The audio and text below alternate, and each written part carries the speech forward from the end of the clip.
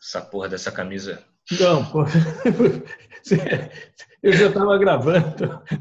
Podia ser pior, Cláudio. Podia ser uma camisa listrada. Não, essa né? camisa, eu não sei Como se eu tô alguns gordo, vão usar, né? a camisa aqui tá velha ou eu tô gorda, aí tá começando, o cabelo começou a desabotoar sozinho aqui. Eu acho que você está gordo e a camisa está velha. A gente começou essa reunião de pauta. A minha intenção era começar com o hino nacional. Eu estou imbuído desse sentimento cívico.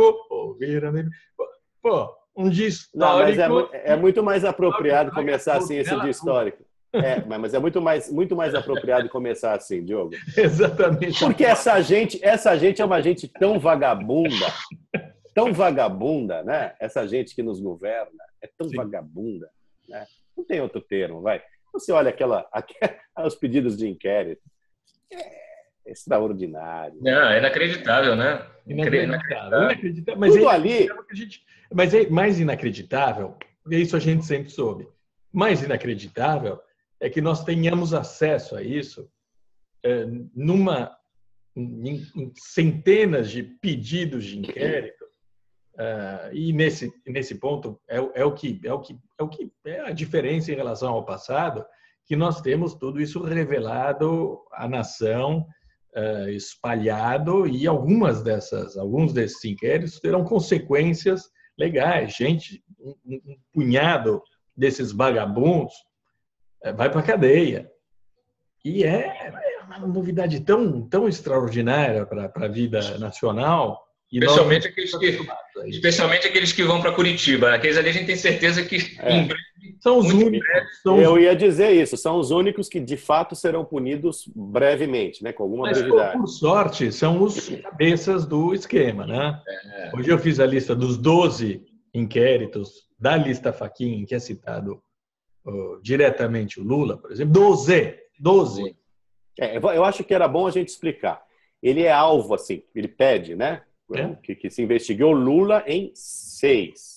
Mas ele é citado em 12 e esses outros inquéritos, essa outra meia dúzia, são inquéritos muito pesados, em que tem várias pessoas envolvidas, inclusive o Lula. E não tem assim um alvo específico, mas serão investigados. É isso? Não, o principal, por exemplo, é a organização criminosa que se montou e é resultado de 15 termos de depoimento do Marcelo Odebrecht, sem contar todos os outros. Mas em 15 termos de depoimento, 1, 2, 3, 4... Termos de delação, eles chamam termo de depoimento. Em 15 deles. Então, são vários depoimentos a respeito de diferentes assuntos. Mas, nesse caso, são 15 a respeito desse fato específico, da montagem do esquema de pagamento do Departamento de Propinas do Odebrecht, dos pagamentos à organização criminosa comandada por Lula e com esses dois gerentes dele, Antônio Pallotti e Guido Mantega. São 15. Só nesse inquérito. Não é bem assim, né? Na verdade, o inquérito é assim, é o relacionamento, que é o termo que o Janot usou, né? O relacionamento entre Lula e Emílio Odebrecht. Mas é adjetivado, sempre tem um espúrio, relação espúrio. Não, eu estou brincando, o relacionamento é espúrio. É que a gente se acostumou a ler a Folha de São Paulo, participações que diziam ia ser um agrado, um presente, era um conforto, o cacete. Você lê esses pedidos de abertura de inquérito, são todos contrapartida, recebeu tantos milhões para fazer para aprovar tal medida provisória, é tudo muito específico. O caso do Itaquerão é tão grave que ainda está em sigilo, né? Ele manteve em sigilo o caso do Itaquerão. Nós estamos falando em 12 inquéritos. Nós vamos falando em 12 inquéritos contra o Lula, mas obviamente não existe inquérito contra. Inquérito é para investigar. Não, senhores, inquérito é para investigar. Não, eu sou perfeccionista, mas você tem razão. Agora, o que eu acho é que eu acho que é preciso explicar. São 12. 6 ele é alvo específico. 12 ele está no meio de um bolo que está sendo investigado de relações. Mas tem mais. Porque tem aqueles inquéritos que já estão em Curitiba, relativos à compra do a compra do triplex. Brasília aqui. O sítio também, né? Todo o tráfico de influência aqui em Brasília. O tráfico de influência em Brasília, obstrução de justiça. Em Brasília também. Então, assim, é um strike. A compra da MP da Zelotes. A compra da MP da Zelotes, né? Então, isso é um strike. É infinito. O cara não vai mais sair do banco dos réus. A fantasia de que ele pode se candidatar à presidência da República patética. Quando você põe o calendário das audiências... Ele não vai ter tempo de fazer campanha. Não tem videoconferência do Palanque. Não. Seria cômico e seria muito apropriado no caso dele. Mas eu acho que ele vai responder a muitos desses inquéritos da cadeia. Ele vai ser diretamente da cadeia para o tribunal. A coisa mais surrealista é que ontem a gente tinha acabado de colocar dos 6 inquéritos, né, específicos sobre ele, e está Lula em propaganda partidária, cadeia nacional, se mostrando como salvador da pátria. É surreal. Né? É surreal. Eu acho que alguém devia falar, não, olha, vamos combinar o seguinte, investigado não pode fazer propaganda partidária. Não dá. Não, e um programa bem feitinho, todo cheio de romance, né? É um estudante que vai fazer um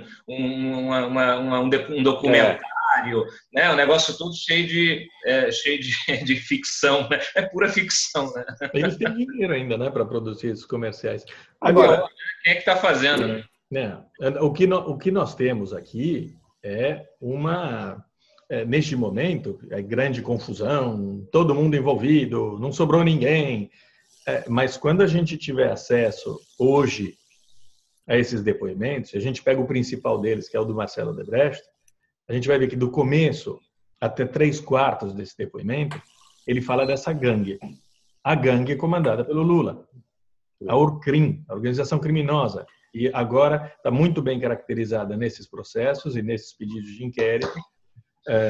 O pedido do Fachin, do Janot ao Fachin, e que foi encaminhado a Curitiba pelo Fachin, vai ser encaminhado pelo Janot depois, é exatamente esse, investigar a conversa. Aliás, o Deltan Dallagnol convocar uma nova coletiva. Não, eu ia falar isso. PowerPoint, e aí ir apresentando, cada vez que ele apresentar aquele PowerPoint lá, e apresentando os inquéritos. Não. O pessoal que atacou ele tem que pedir desculpa. Pedir desculpa. Aquilo ali ainda é pouco o PowerPoint do Deltan Dallagnol. Ainda é pouco perto do que veio. Né? Tem muita coisa que não está ali. Agora, o principal é isso, né? Quer dizer, é o comandante máximo. E confirmou, né, Diogo, aquela até a gente teve aquela conversa recentemente das MPs, né, que a gente estava vendo quais MPs que tinham sido usadas, a gente ficou analisando e tal, e eram justamente as MPs que a gente falou, né, a 627, a 613, a 470, que já estava pública, e a nova, que chegou ontem, que a gente não sabia, a MP 702. 730, enfim, que é a MP da LNS. Não, essa MP da LNS é inacreditável. Eu me lembro, porque a gente estava muito imbuído disso em 2015, né? É verdade. De combater todas as tramas, as tramóias do Zé Eduardo Cardoso, do Luiz Inácio Adams, junto ao PCU, na CGU e da Dilma Rousseff, e ela foi, depois de editar esse negócio, ela foi dizer que era a MP que estava salvando o Brasil, a economia brasileira, porque permitiria às empreiteiras continuar contratando, fazendo contratos públicos. Talvez os nossos leitores não se lembrem, mas essa MP dizia que quem assinasse acordo de leniência com a União ficaria livre, isento, anistiado de qualquer punição penal, criminal. Quer dizer, eles pagavam, as empresas pagavam, e o Marcelo Odebrecht, por exemplo, graças ao pagamento da empreiteira dele, ficaria livre de... porque era um acordo de leniência sem a supervisão do Ministério Público. Exatamente. Essa era a pegada. E do TCU. Esse era um absurdo, né, mano? Exatamente. Penalizar e que... Era CGU e AGU. CGU e AGU. Iam ser feitos diretamente com ele, sem Ministério Público, sem TCU, acordos completamente espúrios. Quem for ao arquivo do antagonista vai encontrar a gente falando, denunciando essa porcaria, essa pouca vergonha. Né? Isso era para que as empresas pretensas pudessem continuar contratando e evitar as delações. Claro. Agora, o senhor Lula estava operando pesadamente nessa época já, ainda em 2015, ou seja, ele estava no... Jacques Wagner, ele e o Jacques Wagner, era ministro da Dilma Rousseff, ministro da Casa Civil da Dilma Rousseff, fazendo... Mais uma obstrução, né? Isso é obstrução de justiça pesada. Mais uma obstrução de justiça. Pesada. E rolava uma graninha também, né? Claro. O que o Odebrecht criou foi o seguinte: quando você olha ali os impedidos de inquérito e as justificativas para dar dinheiro para os políticos, a Odebrecht criou também o mercado futuro de propina, porque ela pagava por serviços já feitos, já prestados, por serviços que estavam sendo prestados e por serviços que poderiam ser prestados. Aquele Cláudio, o Cláudio do Odebrecht... O Cláudio Melo, não o nosso Cláudio Dantas. O Cláudio Melo falou, olha, devido à sua atuação parlamentar, a gente acha que você tem futuro. Olha, então toma aqui uma grana. Era os termos que eles usavam, né? Uma parceria, vamos ser parceiros. Vamos ser parceiros e não sei o que tal. Quer dizer, é o mercado futuro da propina. Agora, o senhor Emílio Odebrecht, no caso do Lula e a MP da leniência, para completar, era para safar. O Lula tinha interesse não só em segurar o Odebrecht, porque pelo serviço já prestado, mas também para salvar a própria pele e dar o resto da organização. E denunciado aí por quem? Pelo Emílio, um dos denunciadores, dos denunciantes ali, o Emílio Odebrecht. Né? A gente estava com dúvidas em relação ao Emílio, né, Cláudio? O Emílio vai ganhar ali como se diz, uma...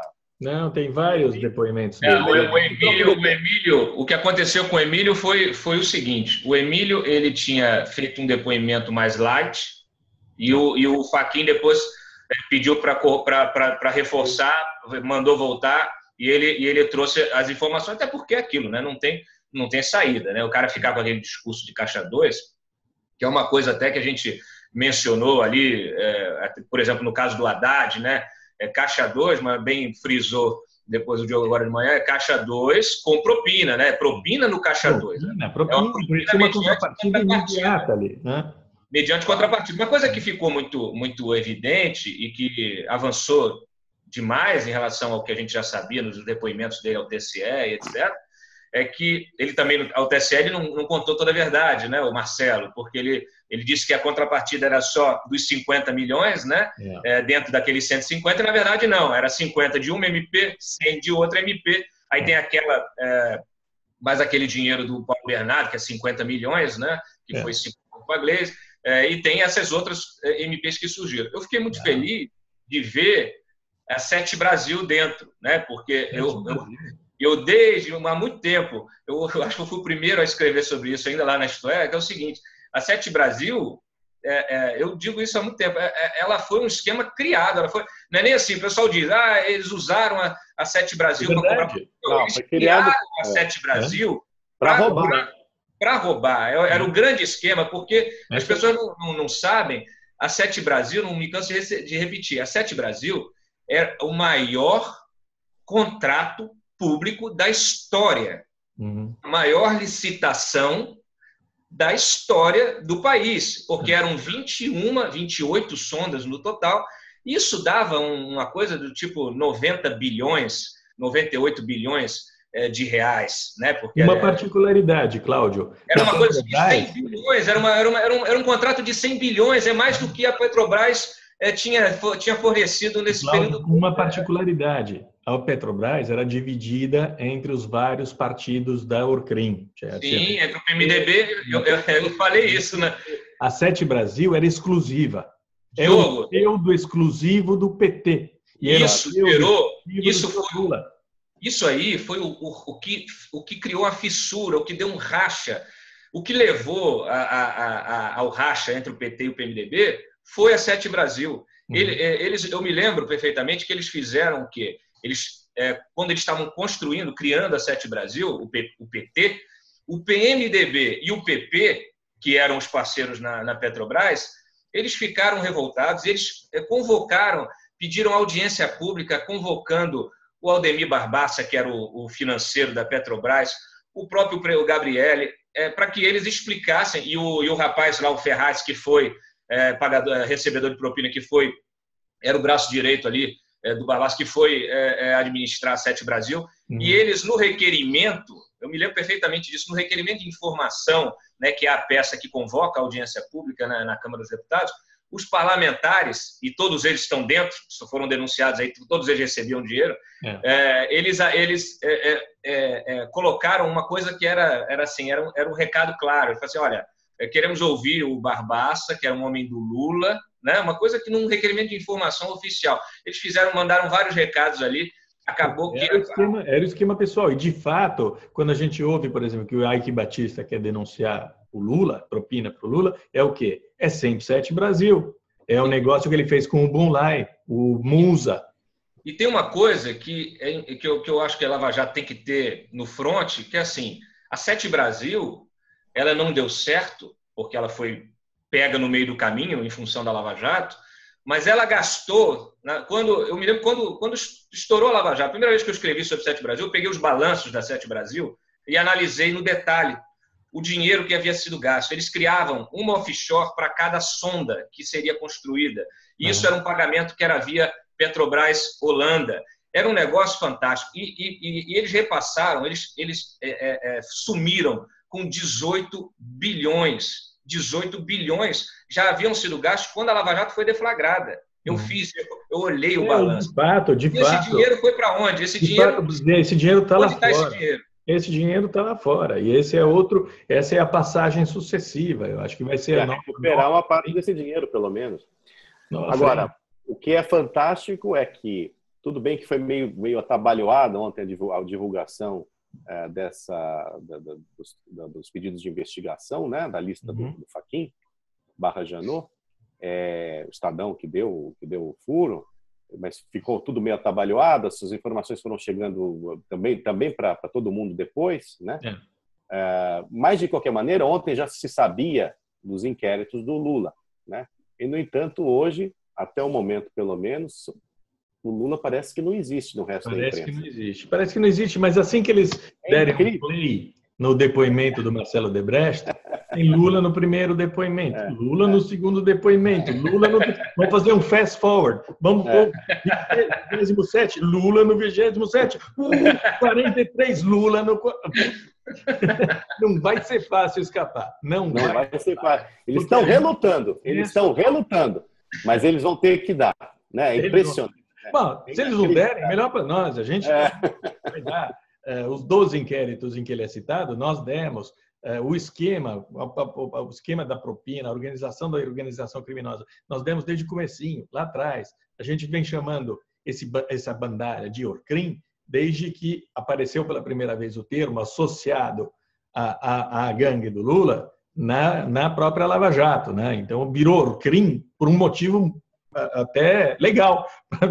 É Orcrim porque é uma Orcrim, é uma organização criminosa. E é assim que ela tem de ser tratada, é assim que ela é tratada nesses pedidos de abertura de inquérito. Então, por mais que tentem melar tudo e confundir tudo, hoje eu tentei fazer um pouco de ordem, porque, de fato, 20 e poucos desses deputados vão se safar. O que é caixa 2? O que é caixa 2? Caixa 2, eles vão safar. Sem contrapartida, né? O que é caixa 2 sem contrapartida, né? Sem propina? Da gente eles não vão safar, porque mudou, o país mudou, os meios de comunicação mudaram. Então, quando tiver 2018, candidatura da Maria do Rosário, que vai se safar porque recebeu dinheiro de caixa 2, vai ter a cara dela com a lista do Fachin, a lista do Janot, a cifra que ela recebeu em caixa 2, e isso vai persegui-la para sempre. Isso se aplica a todos os outros políticos que vão conseguir escapar. Essa rede de pressão vai existir para sempre. E não existia. Os processos ficavam lá engavetados, não existe mais gaveta. Não dá mais para engavetar um processo, porque a gente tira, põe aqui na rede e pá, tasca a cara do bandido com o valor da colaboração dele, e isso vai se perpetuar. Essa é uma parte. A outra parte é a dos políticos no STF, encrencados porque roubaram e lavaram dinheiro. Esses estão ferrados, mas estão ferrados daqui a quantos anos? Daqui a 3 anos? Daqui a 4 anos? Muitos desses crimes podem prescrever, outros crimes podem nem ser investigados direito, porque não há uma estrutura de investigação, porque o STF não cuida disso. E daí tem a terceira parte, que é o filé mignon, que é a Orcrim em Curitiba. Então, acho que essas três... Nós temos muito claro isso, né? Eu estou repetindo. E está claro cada vez mais que eles não queriam o impeachment da Dilma, nem a própria, né? Não era por uma questão de manutenção de poder de boquinha, é para ter foro privilegiado, é para manter o foro privilegiado. Era só para isso, o tempo inteiro, né? Tanto que tentaram foro privilegiado para o Lula. A dona Dilma, essa mulher honesta, vocês viram a quantidade de grana que o Guido Mantega negociou? A quantidade de dinheiro que ele... de propina. E a gente não está falando da Odebrecht. É sempre bom lembrar disso. Faltam as outras empreiteiras. Eu ri ontem quando eu vi o negócio do Alckmin, por exemplo, que é o santo, né, das planilhas. A gente antecipou isso aqui há meses. Mas eu lembrei de uma história peculiar, porque assim, a Odebrecht confirma que o cara da propina ali, que era o cunhado dele, Ademar. E a gente noticiou aqui, eu fiz até uma ressalva, porque a casa do Ademar foi assaltada no ano passado. Eu lembro, lógico. Justamente depois que surgiu a informação do negócio do Santos da Brutina. Depois que nós demos a publicação. Isso, exatamente. E aí a casa do Ademar foi assaltada, né? Foi assaltada. Aí eu peguei o boletim de ocorrência. O outro cofre do Ademar. E a casa foi assaltada por uma turma de Mercedes. De Mercedes, e o zelador lá, o porteiro que deu depoimento, falou assim: eu já vi esses rapazes antes aqui, eu já ouvi, um deles falou assim: eu já estive aqui, o rapaz quando entrou assim, eu já estive aqui. É um santo. É um negócio, assim, a gente mesmo falou, eu botei a notícia naquela época, porque era óbvio. E depois arrumaram de pegar os caras, né? Mas não sei se pegaram os caras. E olha, né? É isso, o cara... Olha, Pegaram uns caras. Pegaram uns caras. Você vai ver o que o cara faz da vida, os sinais exteriores de riqueza. Quem conhece, eu tenho pessoas que são do convívio da família e que sempre se assustaram com a riqueza do cunhado do Alckmin. É a multiplicação da riqueza do Santos. É isso, sabe? É igual o secretário de saúde do Cabral, que foi... Gente, a gente não tá... A gente tá... 20 milhões. Como é que o cara compra olha, presidindo no Instituto de Ortopedia, né? Um parêntese, né? Quer dizer, vieram à tona aí os pedidos de investigação da Odebrecht, que era notícia, mas no começo do dia, a história do secretário de saúde do Cabral, um ladravaz, vagabundo, e agora a justiça bloqueou até um bi, né? Um bi do Cabral. Um bando em prótese. É um bando inacreditável. Em prótese. Inacreditável. E o cara usou... Eu vi uma reportagem do Fantástico de 2 anos atrás que denunciava essa mesma bandalha. Já roubava 2 anos atrás em prótese. Quer dizer, gente aleijada. Gente sem... Elas roubam 300 milhões por ano. Desse tipo. A gente falou aqui que o esquema do Cabral, quando ele foi preso, a gente falou aqui que o esquema do Cabral era de 1 bi. Né? O Cabral era um homem de 1 bilhão. Estão chegando lá, né? E que ele tinha roubado em todas as áreas. Então, ontem o Ministério Público disse, né? Deixou claro que... Foi bloqueado até 1 bi. Até 1 bi, né? E que eles roubaram em todas as áreas e esperam poder mapear isso até o fim do ano, né? Agora... num dos esquemas, a propina era de 10%, 5% ficava com o Cabral e 2% com o tal do Sérgio Cortes. É uma coisa, né, querido? É fantástico, né, Mário? O cara, o empresário, que é o fornecedor, né, desse material, que era, na verdade, o operador disso, porque eles faziam licitações internacionais, que eram todas combinadas, direcionadas, o fornecedor, o intermediário era um só, que era aquele empresário que virou o maior fornecedor de material médico hospitalar do Rio de Janeiro, não à toa, né? tudo com aquelas relações ali também com o pessoal da Redditor, que é outra frente, mas esse sujeito, que é o operador desse esquema, o empresário operador desse esquema, ele usou a lei de repatriação, que a gente desde o início falou, olha, isso aí é a lei da lavagem de dinheiro, é a lei que vai legalizar o roubo. Não, mas a grana, fizeram da mesma forma. A grana é inimaginável. Eu citei o Guido Mantega, são 260 milhões, são 50 milhões pelo submarino nuclear. Nuclear, que não existe. O outro recebeu 40 milhões de dólares. Nesse caso, o Guido Mantega, nesse caso da Odebrecht, são 260 milhões, porque em alguns inquéritos não há valor, então não dá para calcular. Deve ser muito mais do que isso. Os 260 são calculados em cima dos que atribuem um valor à propina. Nós estamos falando da Odebrecht, tem todas as outras empreiteiras, tem todas as empresas que foram pegar dinheiro no BNDES. Ele era o dono do BNDES. Ele, o Luciano Coutinho, o subalterno dele, eles eram os donos da grana do... Aliás, tem um pedido de investigação aí... Da JBS. Não, e tem coisas ali, tem bombas atômicas para... Não está falando dos fundos de pensão. Não, os fundos de pensão, mas não tem ali, né? Olha aqui, tem o esqueminha do BNDES, né? Ali tem um pedido de investigação do Aldemir Bendini, ex-presidente do Banco do Brasil e da Petrobras, associado ao publicitário que detinha a conta do BNDES. Isso ali tá assim, coisa de só menos. De fundo de pensão, por exemplo. E o Guido recebeu 27 paus para vender um prédio. Isso. Para prever fundo. Quem denunciou esse troço aqui? Da Caixa. Exato. A gente denunciou esse negócio aqui. A gente denunciou esse negócio aqui. Os operadores do Guido Mantega.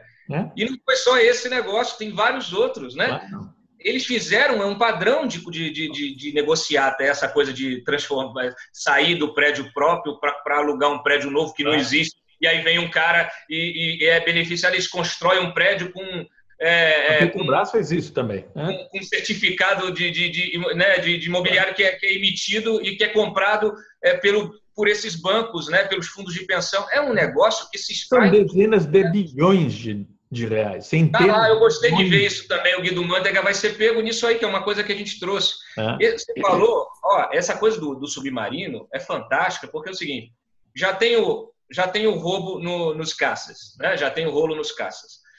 Tem o rolo no submarino. Pode ver, tem rolo no helicóptero também. Todos esses contratos da área de defesa, há muito tempo atrás, eu cobri a área de defesa, eu vi esses contratos surgindo. Eu cobri essa área e eu vi como que eles eram feitos, assim, né? Na hora ali, quem estava negociando, esse pessoal todo. Inclusive, eles faziam muito, tem algumas dessas empresas que têm capital aberto na Bolsa, e o Lula fazia 2, 3 anúncios de que ia ter o contrato. Um desses anúncios permitiu que a empresa fechasse no azul num determinado ano. Quer dizer, quem era o cara que era da Elibras, né, que era o presidente do conselho da Elibras, era o Viana. Então, assim, eles dominaram esse negócio todo. Quem era o ministro era o Jobim, que é um outro que, cadê? Tem que surgir. O Celso Amorim, que era o chanceler na época, que intermediou também vários desses negócios aí, tem que surgir. Essas investigações na área de defesa tem que ir a fundo. É importante lembrar isso também, né? Que estes são pedidos de abertura de inquérito. Tudo pode surgir muita coisa. Exato. E o que é mais? Nessa história, eles vão descobrir um monte de ramificações. Cada um desses casos. Os caras estavam superfaturando até TACAP. Se eu fosse. Olha aqui. Entendeu? TACAP, Machadinha, arco e flecha. A gente vai começar a ver, Mário, delação de general 4 estrelas. A gente vai começar a ver delação de brigadeiro. Porque não tem como esses caras... Olha, a gente já... Os comandantes das Forças Armadas que foram coniventes... Cláudio, só um segundo. A gente tem menos de 2 minutos e foi só uma reunião de pauta policial. Só uma política em 2 segundos, é óbvio que essa classe política está morta, né? Está morta. Tá morta, errada. Acabou. Vem outros. Claro. Essa, inclusive, é uma das possíveis vantagens, né, da Lava Jato, a renovação política, que não significa necessariamente que será, espero que, é sempre bom, Agora, a gente espera que venha gente minimamente honesta, né? Sim, é necessária de qualquer maneira, né? Agora, ficar falando em Ciro Gomes, Marina Silva, isso tudo é bobagem, entendeu? Eu tenho certeza que o eleitorado vai querer fazer uma limpa geral. Mas é claro. Nós não podemos escolher os candidatos que virão, nem os vencedores das próximas eleições. O que a gente pode fazer é, além de repetir as informações a respeito dos velhos e ajudar a enterrar esses velhos, mostrar que o sistema tem que ser inteiramente renovado, né? Tem que ser totalmente, isso daqui limpa geral. Por isso que eu sou contra a expressão fim do mundo, que é uma expressão usada em Brasília, eu sei, Cláudio, né? A delação do fim do mundo. Essa pode ser a delação do começo do mundo. Ouviram de piranha. Vai lá, pronto. Aí agora você faz o seu final patriótico aí. Canta aí. Eu ia começar assim, se o Cláudio não tivesse estragado tudo. Os meus botões, eu estava aqui com os meus botões. Bom, senhor, é um dia, olha, fenomenal. Bom, os depoimentos, só para completar, os depoimentos mesmo, as delações, né? A gente até teve a notícia ontem que iam sair hoje, que iam ser divulgados hoje. Ainda há controvérsias, mas estão para sair do forno. A gente vai dar. Olha, parabéns 42 é Lula. Parabéns ao Fachin, que liberou tudo antes do feriado. É isso aí. Parabéns. E ao Janot também. Tchau. Tchau.